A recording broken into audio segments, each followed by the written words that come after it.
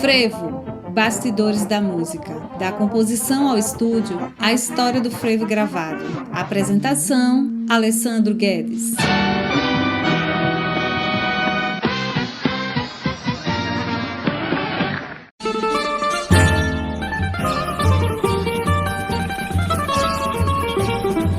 Salve, salve, caríssimas e caríssimos! O episódio de hoje vem com o tema Choro Frevado, do compositor e exímio cavaquinista Jacaré.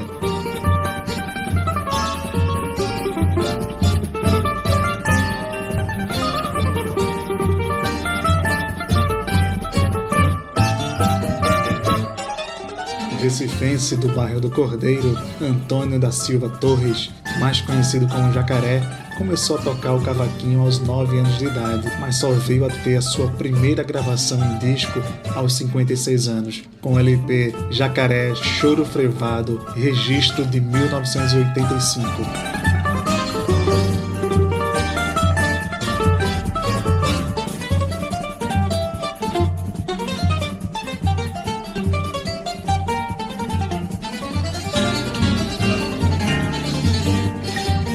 E para falar sobre as composições e execuções virtuosas do cavaquinho de Jacaré, converso com o carioca, compositor, arranjador, instrumentista e ensaísta Maurício Carrilho, com o pernambucano, arranjador, professor e bandolinista Marco César.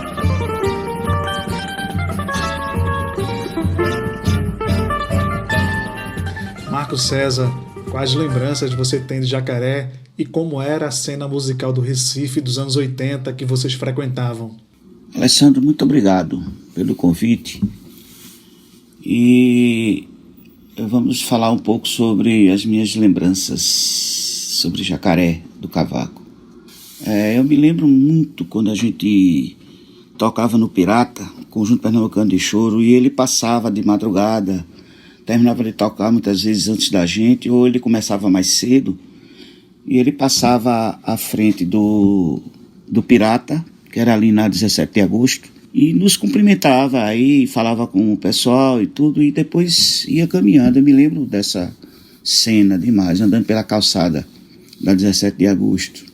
Eu me lembro também quando ele veio a substituir o Conjunto Pernambucano de Choro no Casagrande Senzala, que era um hotel-restaurante muito conhecido ali na pracinha de Boa Viagem. Então a gente tocava à noite lá, final de semana, e aí precisou-se de outro grupo para substituir a gente, porque os compromissos eram muitos e a gente conseguia dar conta. E Jacaré ficou um tempo lá tocando, substituindo a gente naquele horário.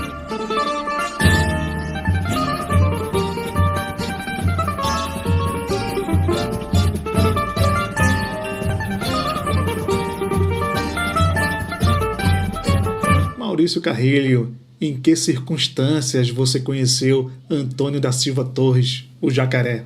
Bom, quando a gente teve a reunião com o Cussi, que acabou resultando nessa visita ao Bar do Bispo lá e ao primeiro contato com o Jacaré, a gente estava tentando organizar junto com o Hermínio Belo, né? Tentando organizar uma série de gravações em Recife. O Hermínio estava sugerindo um projeto para a Fundação de Cultura e a Orquestra de Cordas Dedilhadas, que era o grupo que faria o primeiro disco, tinha tido um problema, porque o músico que tocava cavaquinho na orquestra, ele tinha tido um problema de saúde, um acidente vascular e não estava tocando. E a orquestra estava desfalcada do cavaquinho. E aí eu lembro que o Cussi elogiou muito o Jacaré como músico, mas disse que ele mas é um irresponsável, é um cara que bebe muito, tal, não dá para contar com ele para fazer as coisas. Ele pintou um quadro assim. E como eu não conhecia o Jacaré, eu fui para lá assim meio ressabiado, né? Quando eu cheguei lá no bar e vi o Jacaré tocando acompanhado pelo Bibi no violão e por um pandeirista, que eu não lembro o nome, eu fiquei muito impressionado com a qualidade dele, né? O Jacaré era incrível como ele fazia tudo.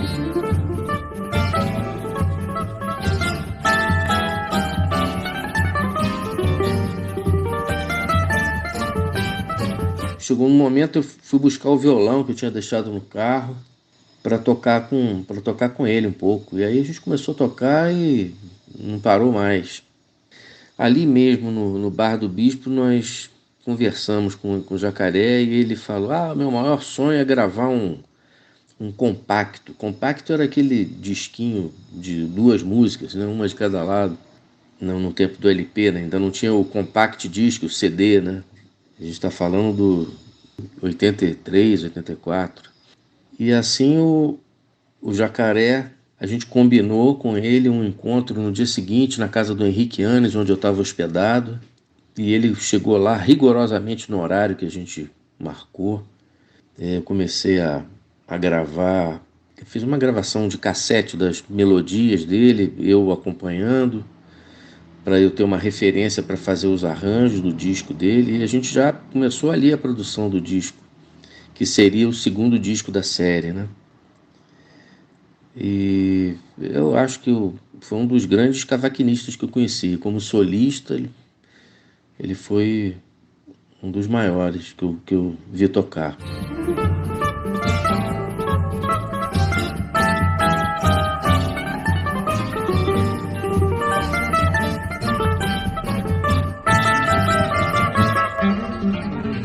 Marcos César, como você percebe o Jacaré, instrumentista e compositor?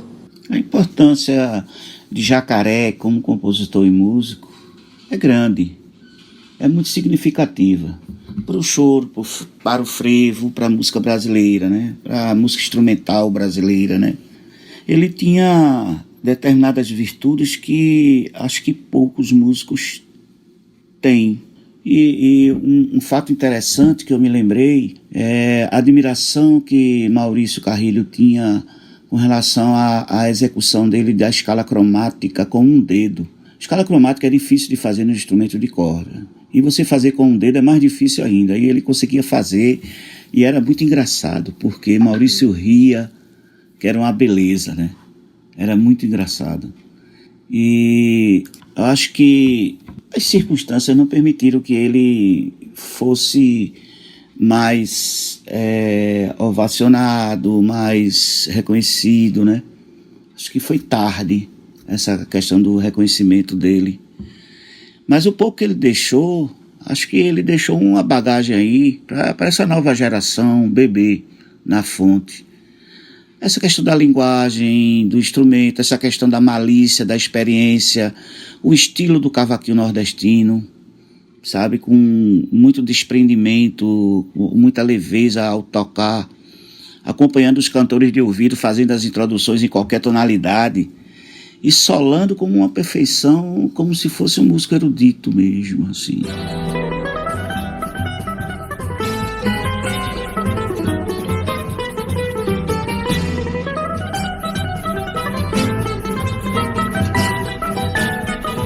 A sua sonoridade era linda demais. A gente vê pela gravação, não é? Como ele conseguia tirar notas bonitas. Chegou até a ser comparado a Valdir Azevedo.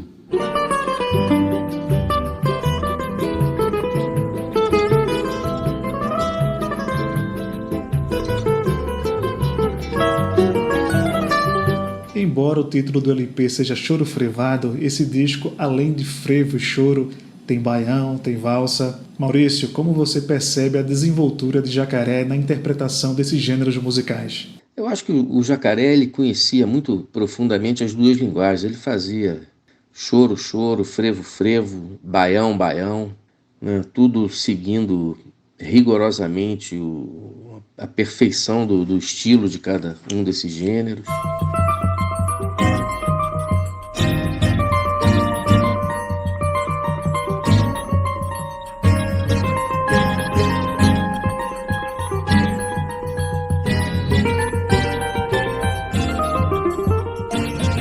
Maurício Carrilho, essa produção é o 2º disco do projeto Nelson Ferreira, promovido pela Fundação de Cultura da cidade do Recife. Nesse LP, além de tocar violão e guitarra, você faz a maioria dos arranjos e assina a produção artística. Como foi o processo de produção desse trabalho? em relação à concepção e o processo de produção do disco do Jacaré. Na verdade, como a gente tinha acabado de gravar o disco da Dedilhadas e o repertório do Jacaré, os frevos e o baião eram especialidade da Dedilhadas, a gente resolveu convidar esse grupo para participar do disco, né?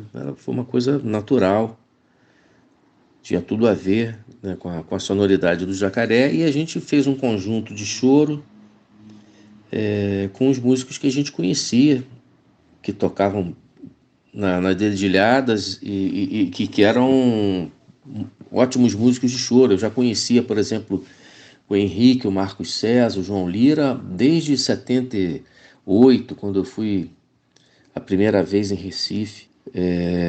Então, a gente já era amigo desde essa época, então era natural que a gente convidasse e assim foi. E depois, quando eu conheci a turma da Dedilhada, a gente acabou chamando o Ivanildo, né, e outras participantes, Rossini também, eu conheci o Rossini do Rio, que foram as pessoas que participaram do disco do Jacaré.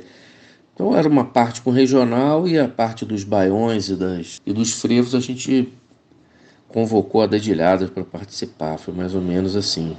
E especificamente sobre os frevos do disco, o título de 2 músicas é uma referência direta ao compositor. Jacaré de Saiote é a 4ª faixa do lado A, e Jacaré Voador é a primeira do lado B do LP. Marcos César, sobre Jacaré de Saiote, o encarte do álbum traz uma descrição bem curiosa. O que você sabe da história dessa música? A música Jacaré de Saiote, saiote de saia, né? Que é muito típico aqui do carnaval. Os homens se vestem de mulher e vão até jogar futebol. Eu já vi peladas com o pessoal jogando de saia, aí vira uma zona. Mas veja, a Orquestra de Cordas Dedilhadas, ela tinha uma capacidade extraordinária de imitar, né, aqueles naipes que são os naipes da orquestra de frevo de rua, os metais, né? Seriam trompetes, que poderiam ser os bandolins, os sax, que seriam as violas, e os trombones, que poderia ser a base, o violão, o baixo, né? Agora você ouve Jacaré de Saiote, composição e solo de cavaquinho de Jacaré.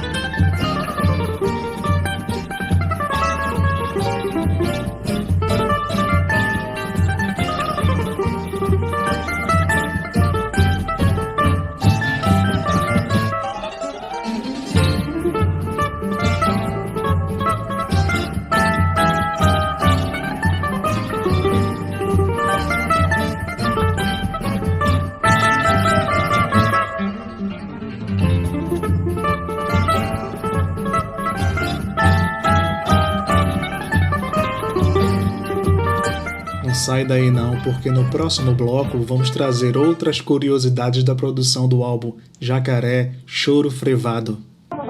Estamos apresentando Frevo, Bastidores da Música. Da composição ao estúdio, a história do frevo gravado. Apresentação, Alessandro Guedes.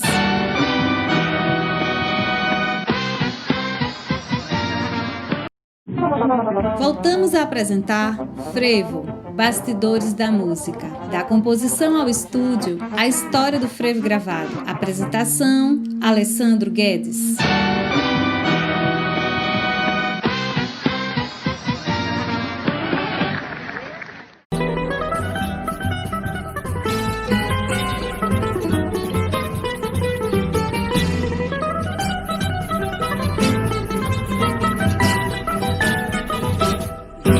Apesar de ser um músico experiente e talentoso, Jacaré só veio a ter o seu primeiro disco gravado aos 56 anos de idade.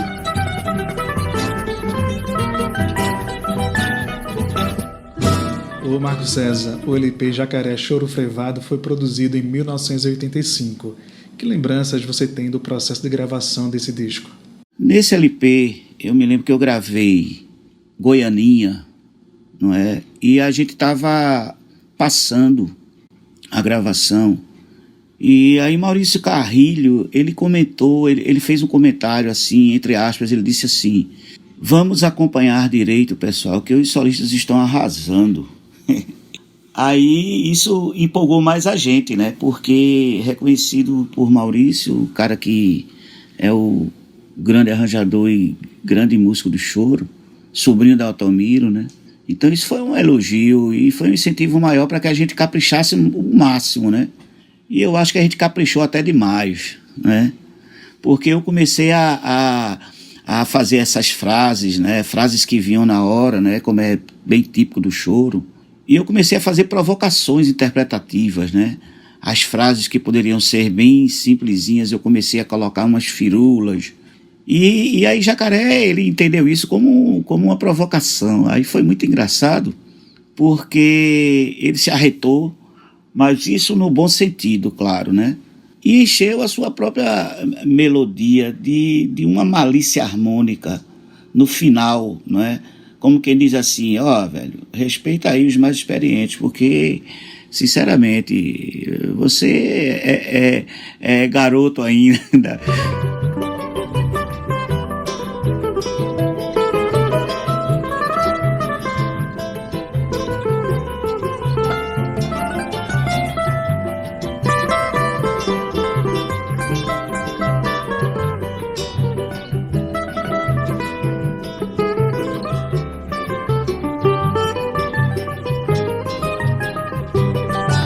Outro frevo desse álbum é o Jacaré Voador, título bastante curioso para uma música. Maurício, sabes dizer do porquê desse nome?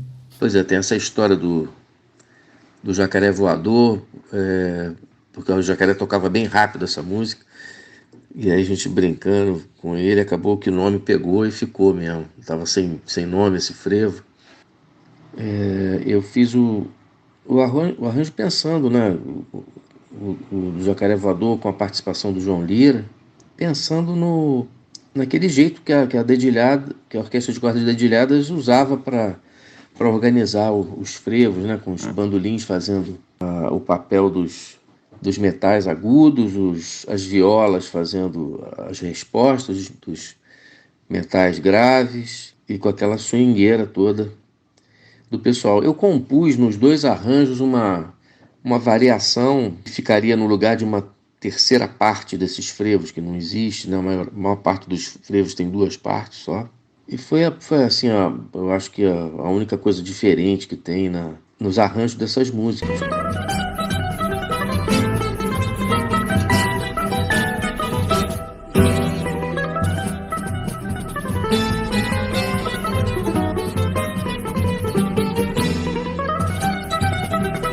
Marco César, os bastidores da produção de uma música sempre traz coisas curiosas. O que mais você lembra de Jacaré Voador?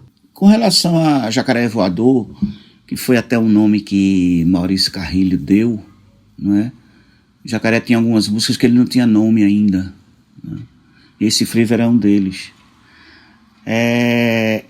Esse arranjo foi dele, de Maurício Carrilho, com João Lira. Então tem uma introdução, que é o Tarol e o Zabumba, que na contracapa ele diz assim, foi reproduzido o chamado toque de pitombeira. Não acredito que tenha sido toque de pitombeira, tenha sido toque de Zé Pereira, que são aquelas batidas, é aquela batida que a gente tem, que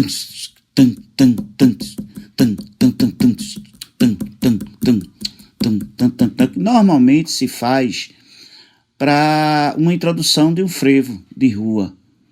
Por exemplo, é uma guia, né, ou é uma referência para todo mundo entrar junto. Ao invés de o maestro contar 1, 2, 3, parabadá, pá, pá, pá, né? Aí,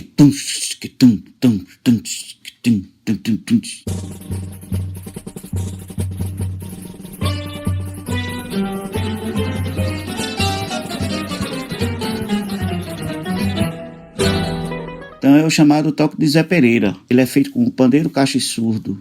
E aí Maurício reproduziu isso junto com o João Lira, porque João Lira conhece. E aí ficou aquele arranjo bastante interessante, só que ele tem sabe a junção do conhecimento de João Lira com a música nordestina, com o frevo, né, com o baião. E aquela experiência de Maurício Carrilho também, com o choro, com a música popular brasileira, que ele acompanha muito bem, né? Ele é um grande violonista e arranjador. Então deu uma concepção muito legal, muito interessante, muito moderna, muito atual para o arranjo de Jacaré Voador. Depois de todos esses aspectos curiosos revelados, vamos ouvir Jacaré Voador completa.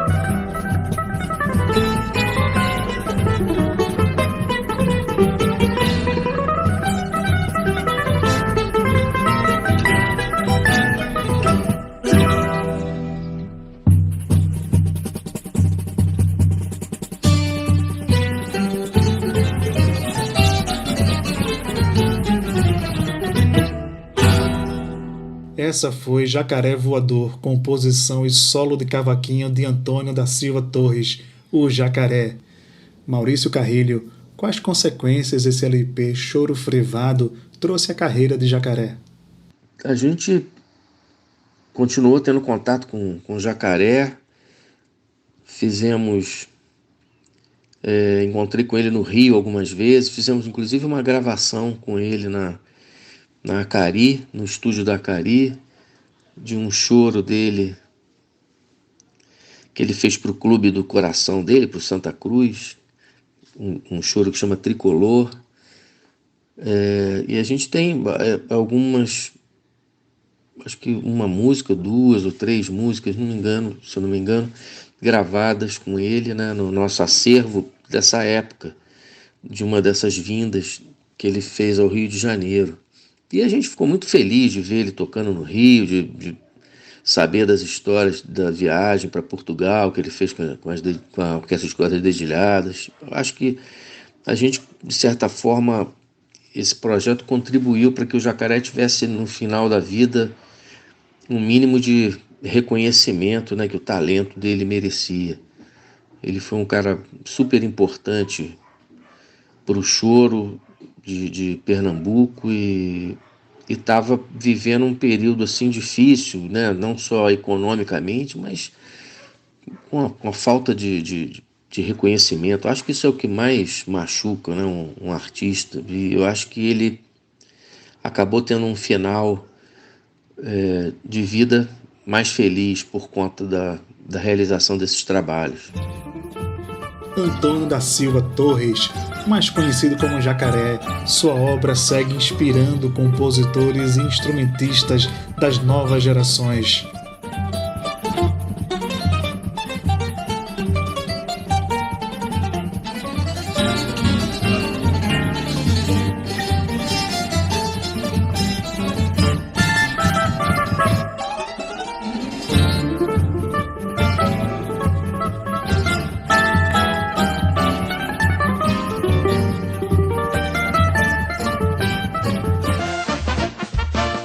Você pode acompanhar Frevo, Bastidores da Música, em todas as redes sociais.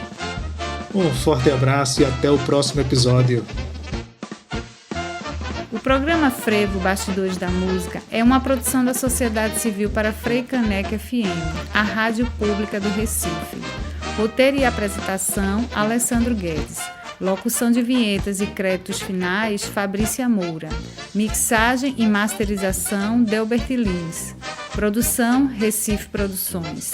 Apoio, Gusdel Estúdio, Cabra Quente Filmes e do design gráfico e diretor de arte, Eduardo Padrão. Agradecimentos a Hamilton Costa Filho e Delbert Lins.